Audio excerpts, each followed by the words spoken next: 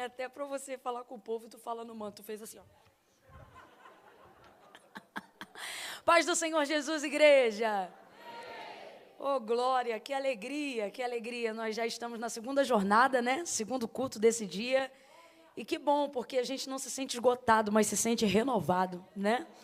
Para receber de Deus uma porção dobrada. E eu sei que tem gente aqui que vai receber desta mesma porção. Alguns porque vieram com a sua expectativa de fé dobrada.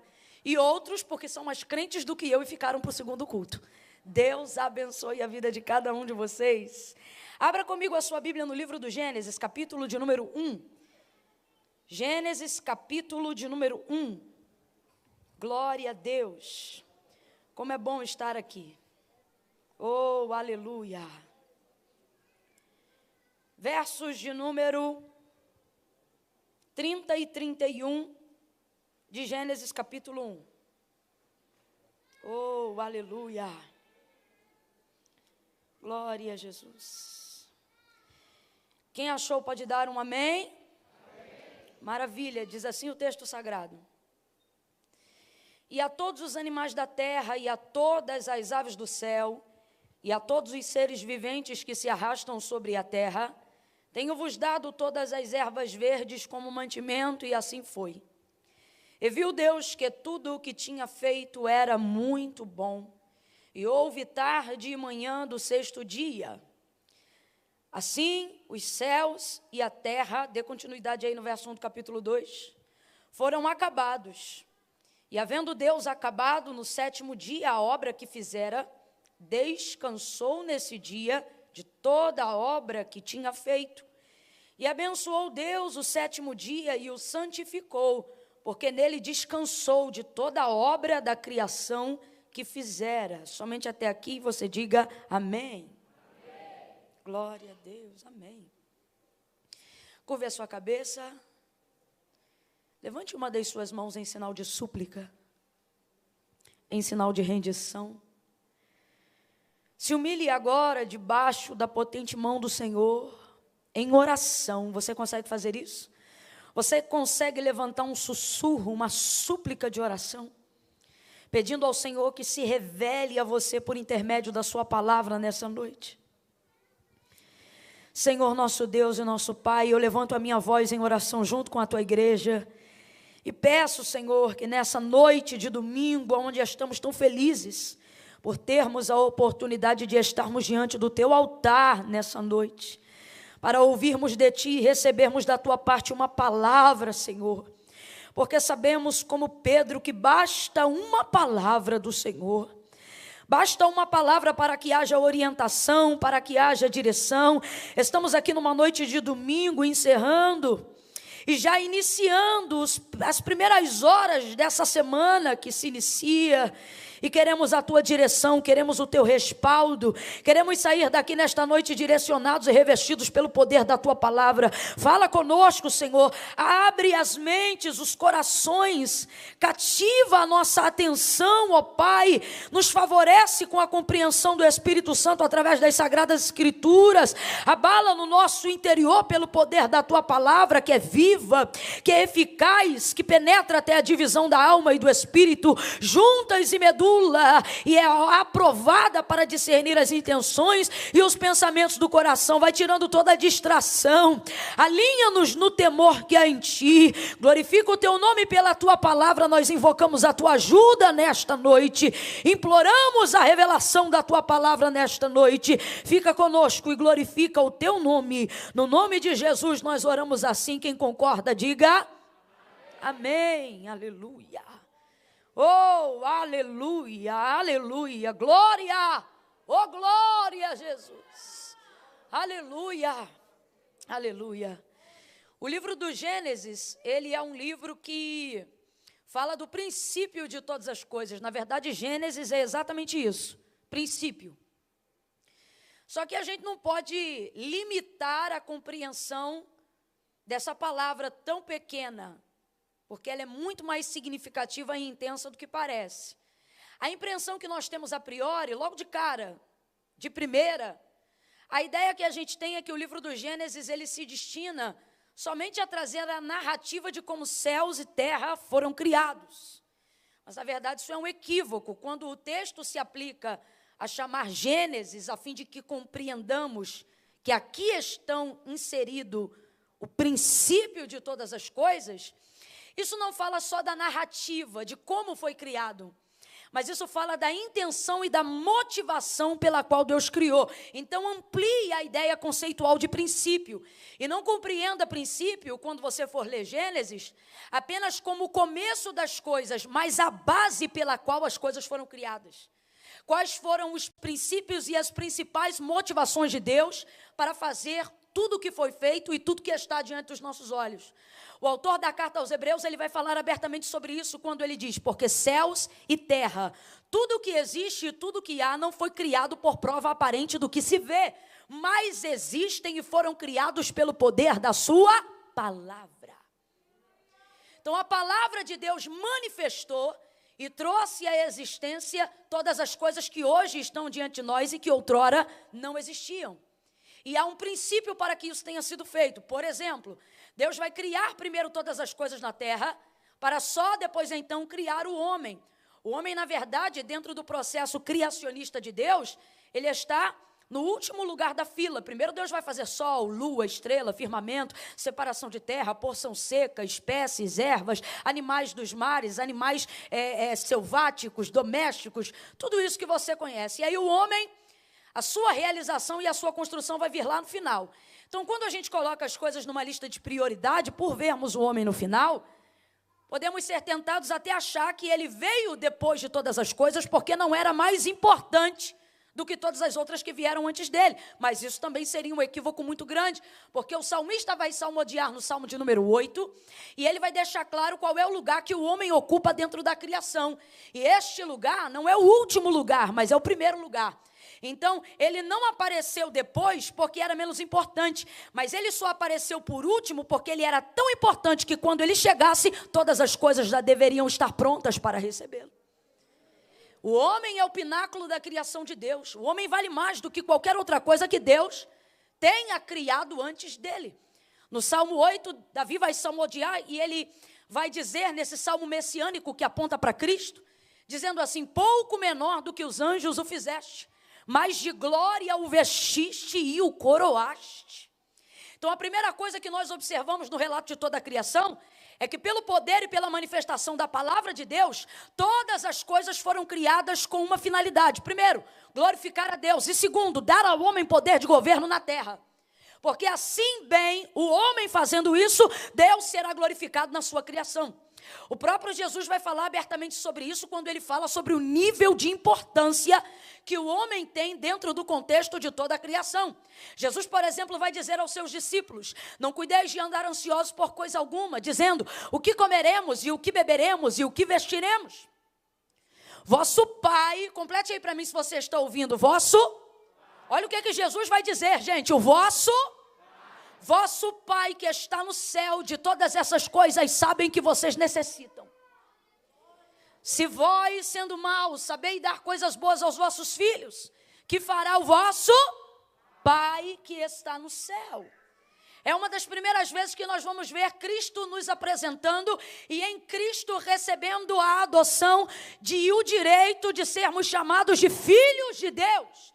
Eu não sei se você está conseguindo compreender a profundidade disso, mas entenda isso dentro da criação. Se Deus desse voz à lua, se Deus desse voz, assim como nós temos às estrelas, aos seres e aos animais que foram criados, ao se apresentarem diante de Deus para adorá-lo, eles precisariam obrigatoriamente dizer: nós te adoramos, ó Senhor Criador, porque tu és o nosso Criador, Senhor Criador. Vamos para uma hierarquia agora mais elevada, quando o salmista diz: olha, pouco menor do que os anjos, então significa que os anjos estão acima de nós, pois até os anjos, em todo o resplendor de sua glória, de sua natureza ungida e consagrada, imagine aí agora, querubins ungidos, serafins com tenaz de fogo, arcanjos, todos eles e até os 24 anciões, quando querem adorar e quando, estão em adoração, eles são levados a adorar o senhorio de Deus e de Cristo, dizendo: santo é o Senhor. Então veja, os anjos o chamam de Senhor, a criação o chama de Senhor, mas quando o homem queria saber como se apresentaria diante de Deus, perguntaram seus discípulos a Cristo, como nós devemos orar? E ele disse o quê? Entrem no quarto e chamem ele de Senhor? Não, olha o tamanho do privilégio, quando vocês forem falar com quem? Com seu Senhor? Entrem no quarto, fechem a porta e digam, Pai Nosso. Quem está entendendo, reaja como filho e renda graças ao Senhor pela oportunidade e pelo privilégio que Ele te deu. Cristo te aproximou da maior paternidade existente no universo. Aleluia! Oh, aleluia! Então, quando o Senhor cria todas essas coisas, Ele está criando tudo isso, e isso fica claro depois que Ele dá surgimento ao homem, dizendo assim, tudo isso tenho-vos dado. Foi aonde nós lemos, no verso 31 do capítulo 1. Tudo isso tenho-vos dado. A terra, e tem dado a terra aos homens, para que tudo isso que está debaixo dos seus pés se sujeite a vós. Oh, aleluia! Como um pai que cuida de um quarto antes da chegada de um filho, assim o Senhor cuidou da criação antes do nosso nascimento. Você compreende isso? Não, eu preciso que você elucide a mente de alguém agora e diga, você tem pai. Oh, aleluia! Você tem pai. Você tem direitos. Agora deixa eu abrir um parênteses aqui. E qualquer um tem direitos, Camila? Não. Qualquer ser criado é criatura. Para ser filho de Deus, tem que reconhecer Jesus Cristo como Senhor. Porque a palavra do Senhor é clara. E a todos quanto recebeu, quem recebeu o Filho. Porque o que disse Jesus? Quem vê a mim, vê o Pai. Quem recebe a mim, recebe o Pai. E aí o que ele diz? E a todos quanto recebeu, receberam nele o direito de serem feitos filhos de Deus. E na nossa condição de filhos de Deus, precisamos aprender a tomar posse de tudo aquilo que o Senhor colocou debaixo da nossa autoridade, do nosso governo e daquilo que Ele determinou para nós. Então, quando nós lemos Gênesis, nós precisamos ter um entendimento e uma amplitude muito maior do que apenas o relato da criação do céu e da terra. Por exemplo, a gente lê o versículo 18 do capítulo 2 de Gênesis, e a gente acha que ali está apenas o textuário para o casamento, homem e mulher, macho e fêmea, mas não. Aqui estão contidos princípios, complete para mim para eu saber que você está comigo. Aqui estão contidos, veja, não é apenas o princípio, mas dentro do princípio, Deus estabeleceu princípios. Não é o ponto principal do que vamos falar hoje, mas só para você entender a força de um princípio. A força de um princípio. Deus corresponde a qualquer princípio que Ele tem estabelecido. Por exemplo, lei da semeadura, princípio. E qual é o princípio? Você é obrigado a semear? Não. Mas é um princípio semear. Por que é um princípio? Porque você não é obrigado a semear. Mas se você se submete ao princípio, semear não é obrigatório, mas a colheita é obrigatória. Por quê? Porque ninguém, pode ser que você não colha, pode ser que outro passe para colher em seu lugar, mas ninguém sufoca um plantio. Quem já viu aqui planta crescer no asfalto? Quem já viu aqui erva brotar em rachadura de muro? Por quê? A semeadura pode ser aleatória, mas a colheita, ela é objetiva, porque ela vai corresponder àquilo que foi feito primeiro. Por isso a palavra de Deus estabelece o princípio dizendo, é tudo aquilo que o homem semear, isso ele vai colher. Não é nem obrigado que a colheita seja feita por ele. Para isso, já disse Paulo, uns plantam, outros regam, e é Deus quem dá o crescimento. E a colheita? Fica de quem está passando ou de quem viu. Nem todo mundo é obrigado. Tem gente que planta e não quer colher.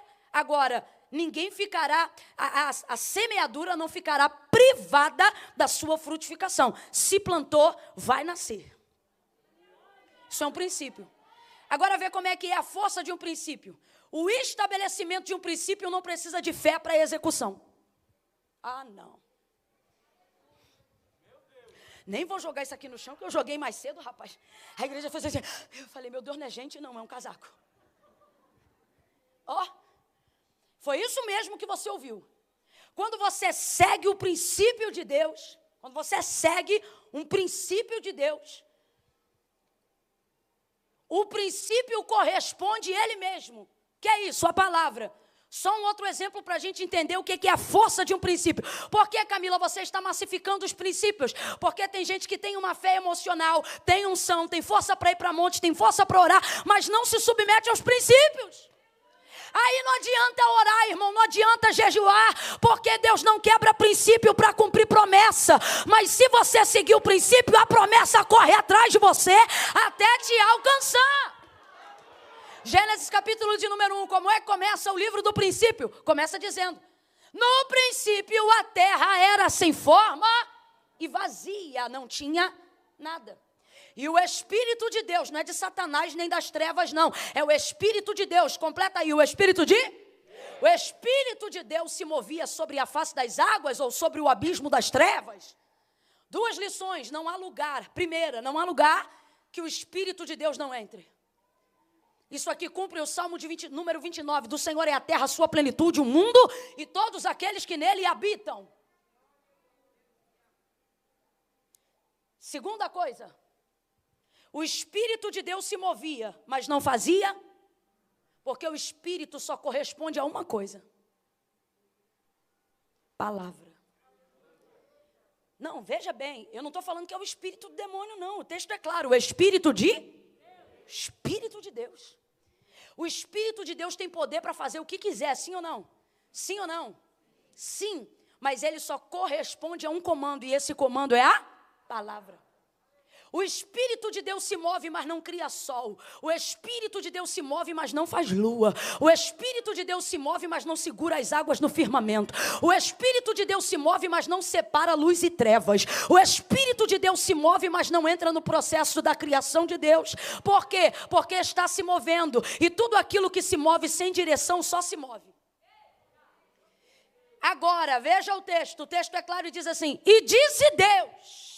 E disse Deus é verbo, e disse Deus é sinal que a palavra vai entrar em ação. E disse Deus, haja luz, e houve luz. E o Espírito começou a executar toda a obra com relação à palavra que era liberada. Então isso aqui é o que estabelece para nós o entendimento do princípio de todas as coisas. Quem faz é a palavra, quem ordena é a palavra. Céus e terra passarão, mas as palavras do Senhor nunca hão de passar. O salmo mais comprido que tem é o de 119. Por quê? Porque ele é o enaltecimento da palavra. Como purificará o jovem o seu caminho? Observando conforme a sua palavra. Como ele terá direção? Lâmpada para os meus pés e luz para o meu caminho é a sua palavra. O que Pedro disse para o Senhor: havendo trabalhado toda a noite, nada apanhamos, mas sobre a tua palavra nós lançaremos a rede. E eles pegaram uma quantidade que a rede quase se lhe rompia. Tudo é pela palavra.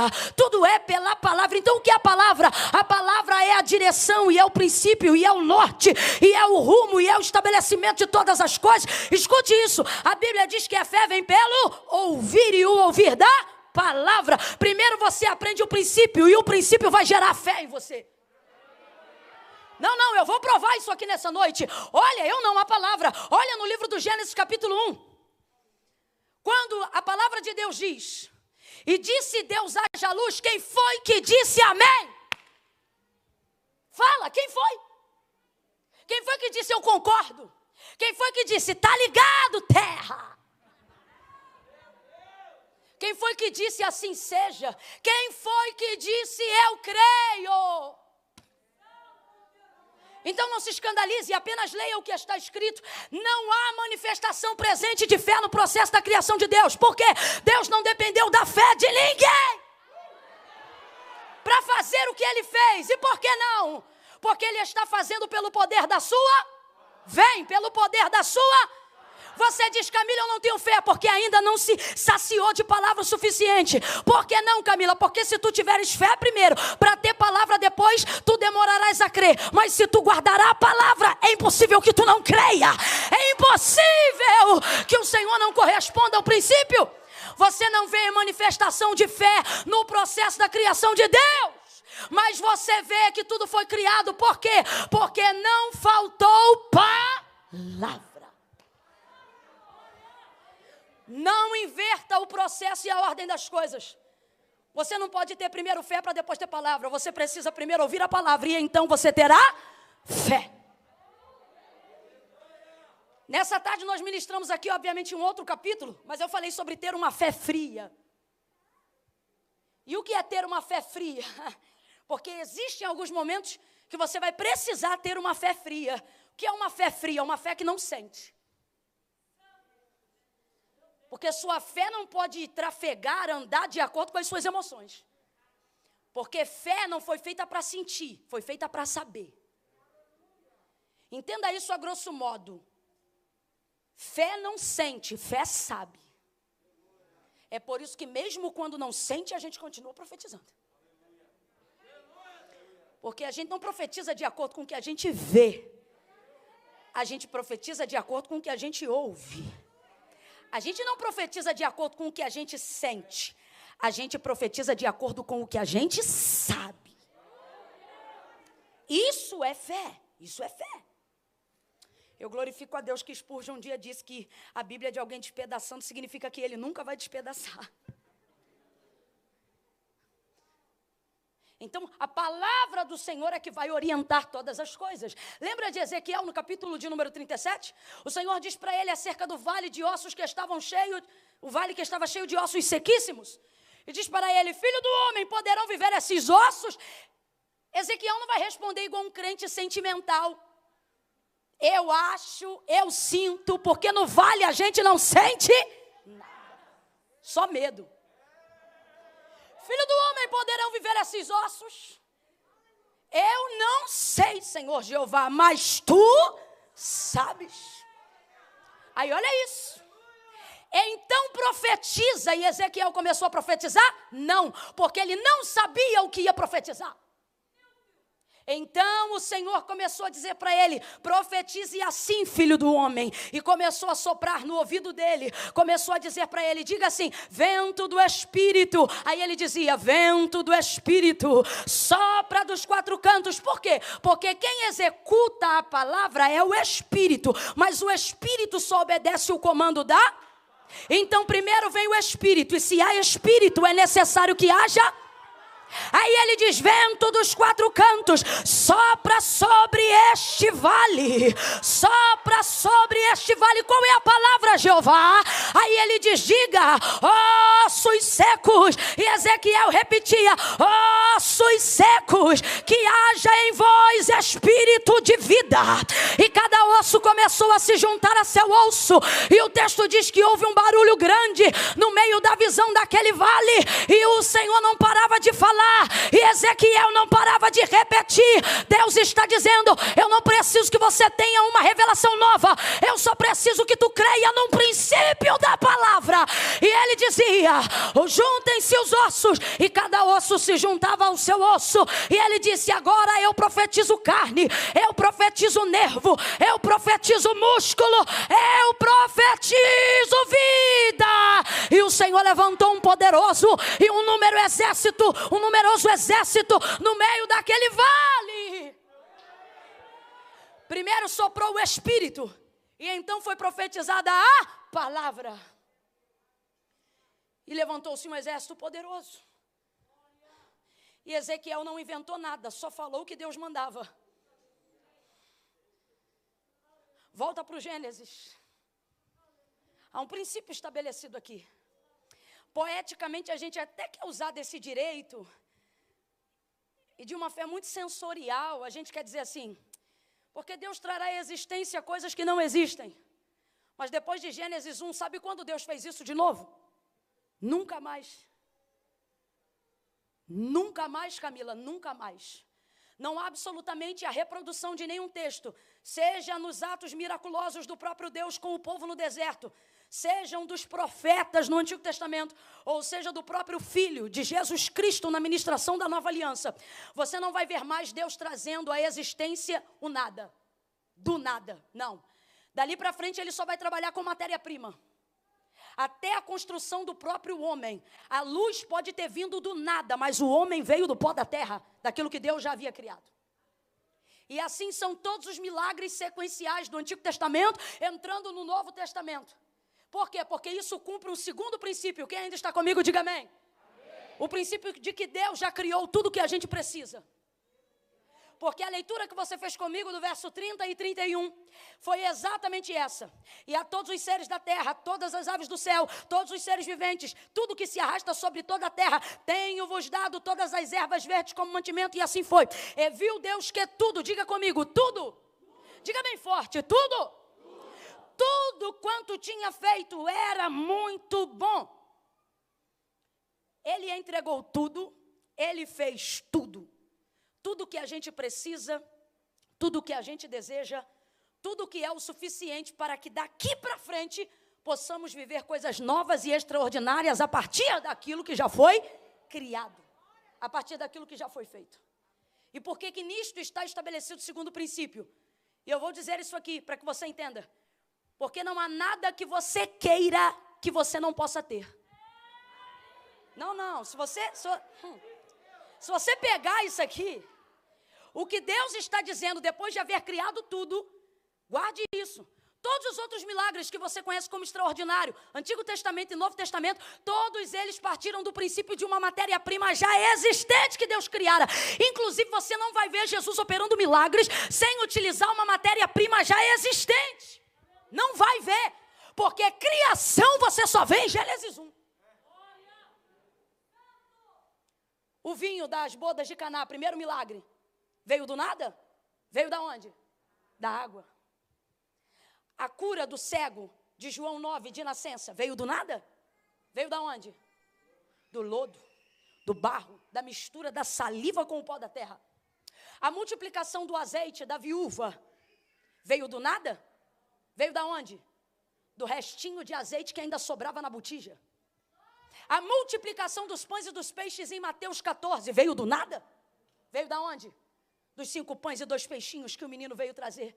Camila, eu não estou entendendo, vai entender. Deus me trouxe nessa noite aqui para te dizer: você já tem tudo o que você precisa para conquistar aquilo que você deseja. O bispo T.D. Jakes, reverendo T.D. Jakes, ele fala isso de maneira mais ampla e nunca mais eu esqueci. Ele disse assim: nós pedimos para Deus coisas prontas, mas na verdade tudo já está pronto para que façamos a nossa maneira. Por exemplo, Deus não nos deu cadeira, mas nos deu árvores.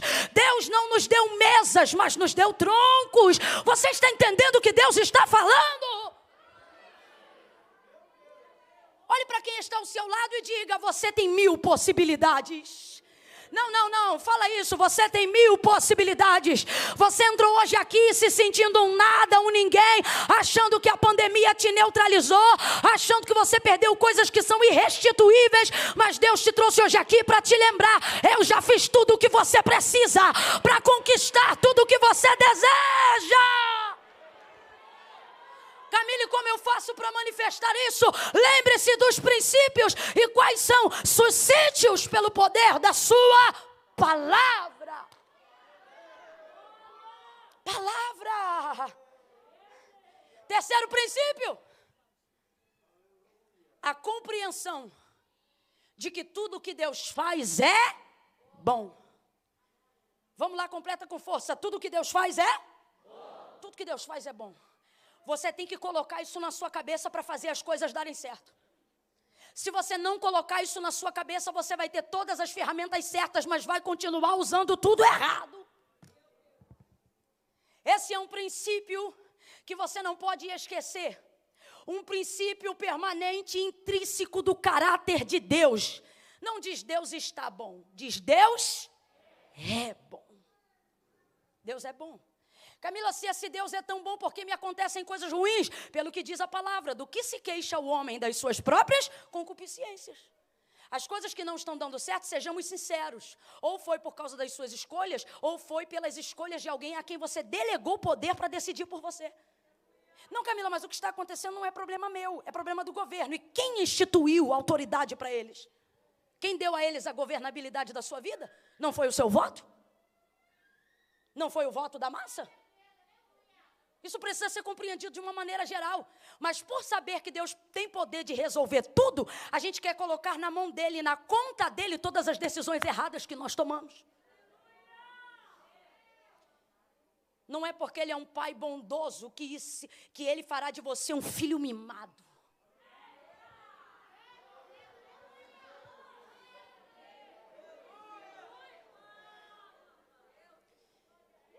Ele é bom. E um Deus que é bom, tem na sua característica de obra, ou seja, de tudo que Ele faz, ser bom. A coisa pode estar tudo ruim, tudo de ruim à minha volta, mas Ele continua. É como canta o Baruque, não é? Ele continua sendo bom. Ele continua sendo Deus. Davi vai constituir o Salmo 136. E ele vai dizer, porque o Senhor é bom e a sua benignidade dura para sempre. Ele é bom e a sua benignidade dura para sempre. Você não está bem hoje, mas a bondade dele é para sempre. Você pode ter errado hoje, mas a bondade dele é para sempre. Deus está dizendo para alguém hoje aqui, não tem você mais erros do que eu tenho bondade para cobrir todos esses erros. Mas não é porque eu posso cobrir a sua multidão de pecados, que significa que você não viverá o peso das consequências das suas escolhas. Mas isso não muda a maneira como Deus quer interagir com você. Aquilo que você está vivendo de revés da vida contra você, não é Deus te castigando, são as suas escolhas e a consequência dos seus erros correndo atrás de você. Mas não é porque Deus pode resolver e te ajudar, que significa que essas consequências não virão. Esses dias eu provei de uma manifestação incrível de conversão. Nós vemos pessoas se convertendo diariamente, isso é extraordinário. O poder redentor de Jesus, a manifestação transformadora da graça de Deus. Diga aleluia. Isso é maravilhoso. Porém, esses dias eu estava pregando numa comunidade lá no Rio de Janeiro, uma das poucas que a gente tem, porque a gente quase não tem. E nós estávamos ali ministrando, quando eu terminei de ministrar, o dono do morro em que nós estávamos, porque é assim que se diz, chegou, procurou o casal de pastores que ali estavam e disse, olha, estou entregando minha vida para Jesus hoje. E isso já é maravilhoso, mas só que tem gente que você sabe, né? Entrega a vida para Jesus hoje e esquece amanhã. Então a gente acaba dando meio crédito. Não por saber que Jesus não faz, mas por saber que alguém não entende completamente o que está fazendo.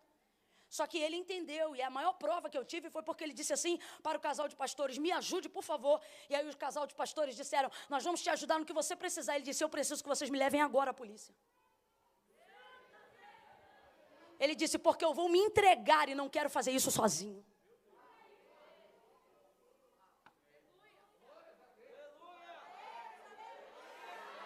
Agora, ouça isso. Você acha que esse tipo de sentimento, emoção e sensação, sobretudo porque isso foi falado depois que o culto já havia sido finalizado, pode ser feito apenas por uma questão emocional? Não. Sabe o que esse homem fez? Atendeu a um princípio. A um princípio. A coisa é tão séria que a gente glorificou mais a Deus quando ele disse que se entregou, que ele entregou a vida para Jesus, do que quando disse que ele se entregou à polícia. Porque no fundo a gente só quer que as coisas deem certo. Só que o que a gente não entende é que as coisas só vão dar certo se a gente se submeter aos princípios.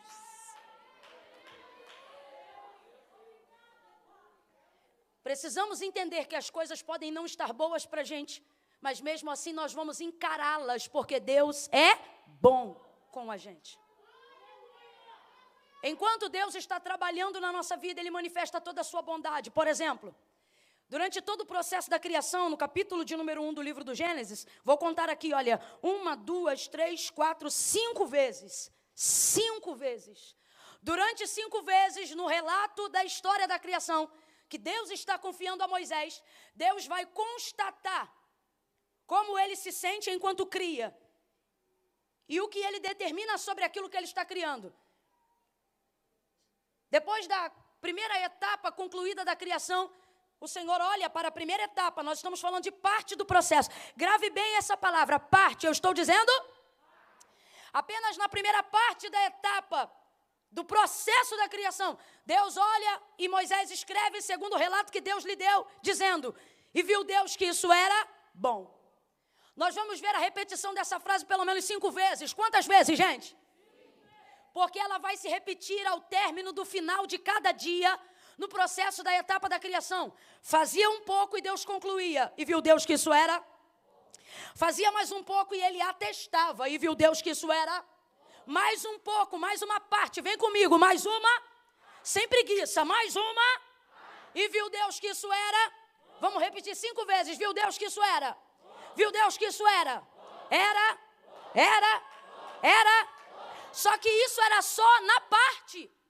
Só na parte. Você vê. Deus ainda está fazendo, mas já está dizendo. É bom. É bom. Deus ainda não acabou, mas está dizendo. Bom. Você diz que luta. E Deus olha e diz. Tá bom. Você fala que prova. Deus diz é treinamento e está muito bom. Você diz que está difícil. Sabe por que você diz que está difícil? Porque você só está tendo alcance de uma parte. E quando a gente vê a nossa vida dividida em fases, quando a gente vê a nossa vida dividida em partes, a impressão que a gente tem é que tudo está uma bagunça. Pare para analisar na perspectiva de Deus, igreja. Tem que ser realmente o controlador do universo. Porque você imagine, tendo água, tendo terra e não tendo mais nada. Porque tudo foi feito separadamente.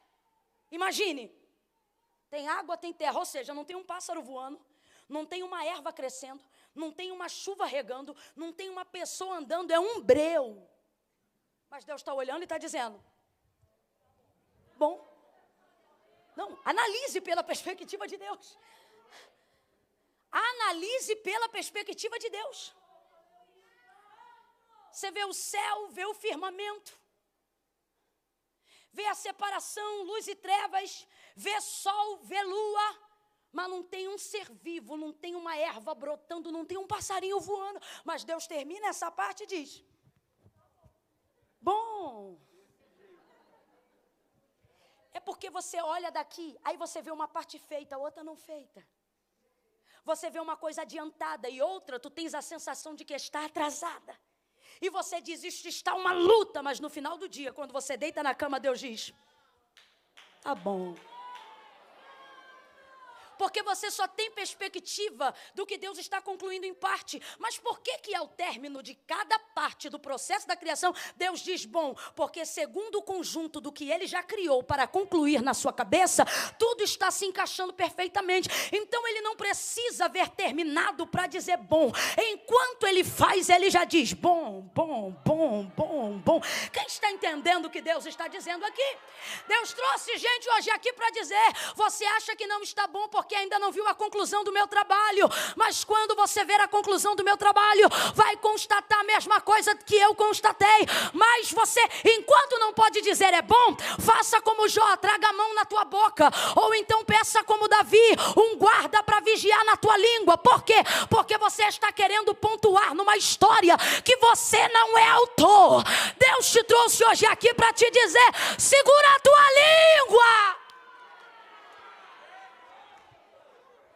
Porque tudo que você está vendo é apenas parte de uma parte do processo.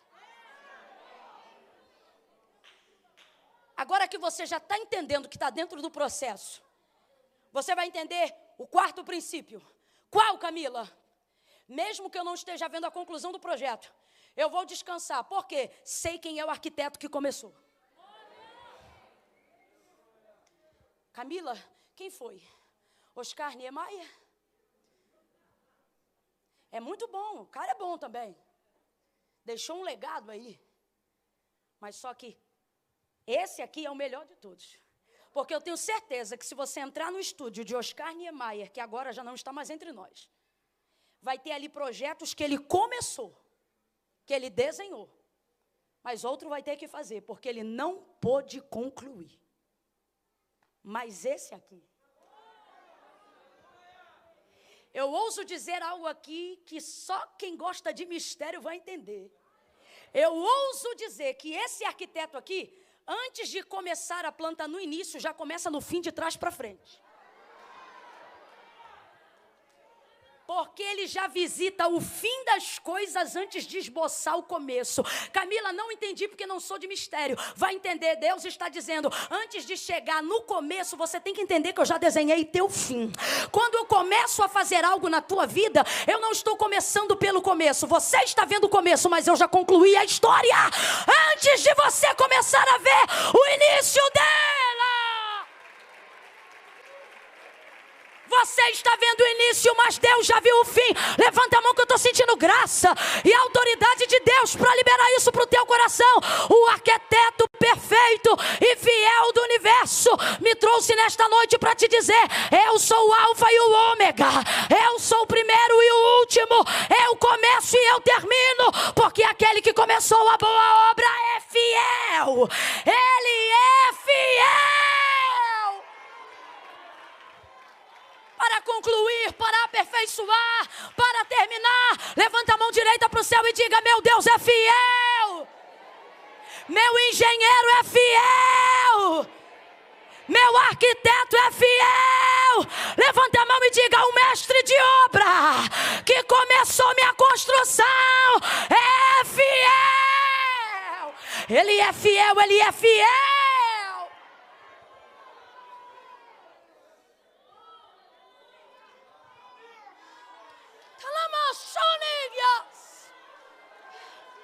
Sabe como eu tenho certeza de que a obra não vai ficar inacabada? Quando eu tenho a certeza de quem começou a obra na minha vida foi Deus.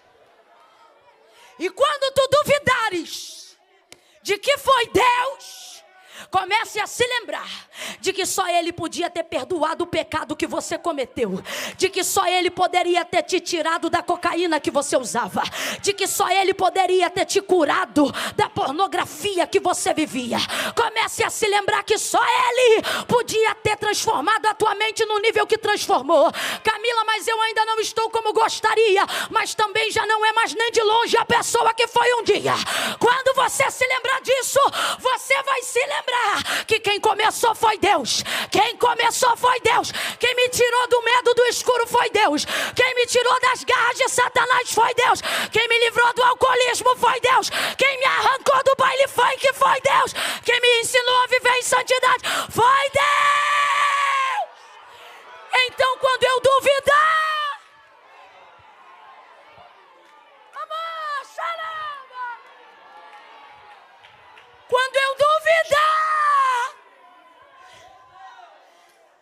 quando eu duvidar se eu vou dar conta, Aline, quando eu duvidar se eu vou aguentar, quando eu for tentado a duvidar, não pelo que eu sei, mas pelo que eu sinto, quando eu começar a duvidar, será que eu chego até o fim? Será que eu vou dar conta? Será que minha vida vai estagnar ou eu ainda tenho algo para romper? Será que eu vou viver a totalidade ou vou me acomodar nesse meio?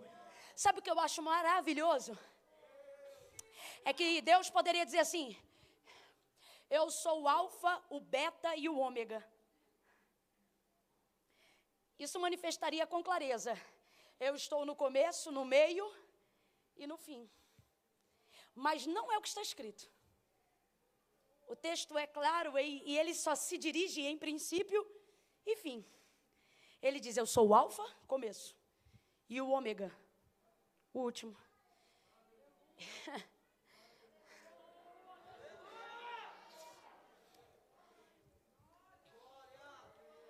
Você nunca se preocuparia com o meio se já soubesse o que te aguardava no...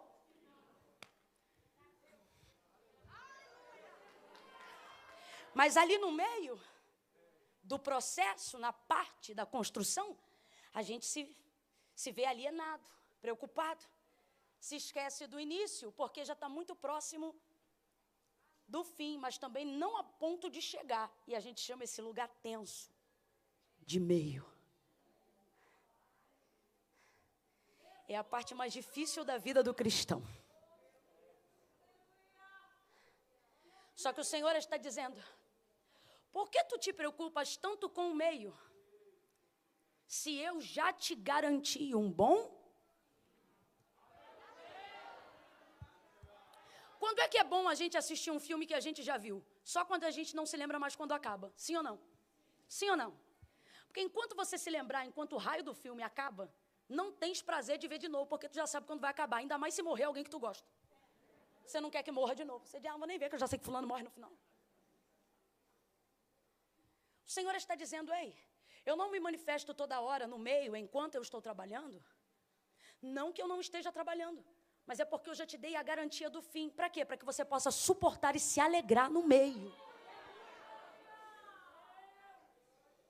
Que segurança temos de passar pelo meio quando já conhecemos o final?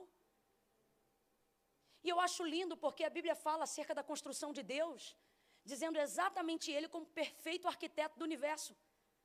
Quando deixa claro que a boa obra que Ele começa, Ele é fiel para...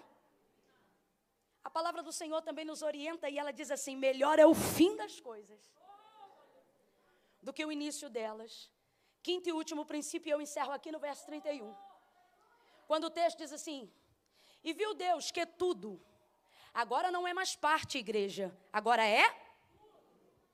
E viu Deus que tudo, quem aqui já construiu casa, loja, já fez obra, nem que seja reforma de um quarto?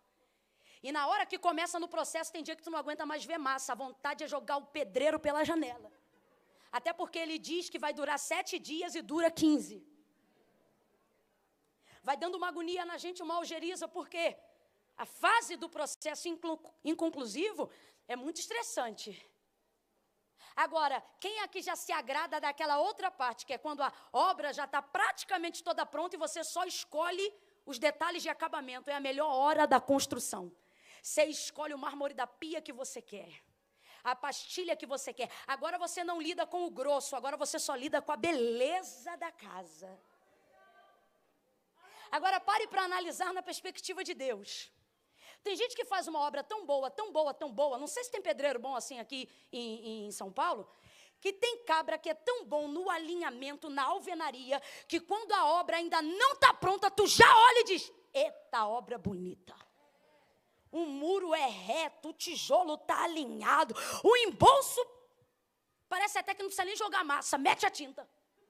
De tão bom que está, de tão perfeito, você diz, eita obra limpa. Coisa boa é você conseguir agendar um horário com esse cabra. É difícil. Agora, pense agora na parte do acabamento. Se já estava bonita enquanto fazia, imagine a obra concluída. Por isso, o verso 31, agora não vai mais falar de parte, vai falar de todo. Enquanto é só parte, o texto diz, e viu Deus que era? Vem de novo 5 vezes. E viu Deus que era? Viu Deus que era? Viu Deus que era? Viu Deus que era? E era? Mas agora não é parte, agora é tudo. E deixa eu ver se você está atento. Quando Deus termina tudo, o texto diz, e viu Deus que era? Muito bom. Porque agora Deus não está dizendo, estou concluindo uma parte. Agora Deus está dizendo, eu já concluí. E quando Ele vê tudo se encaixando, quando Ele vê a pintura de tudo, a combinação das cores, o desenho dos mares, dos oceanos, o verde da floresta, Eremana candeleva súria.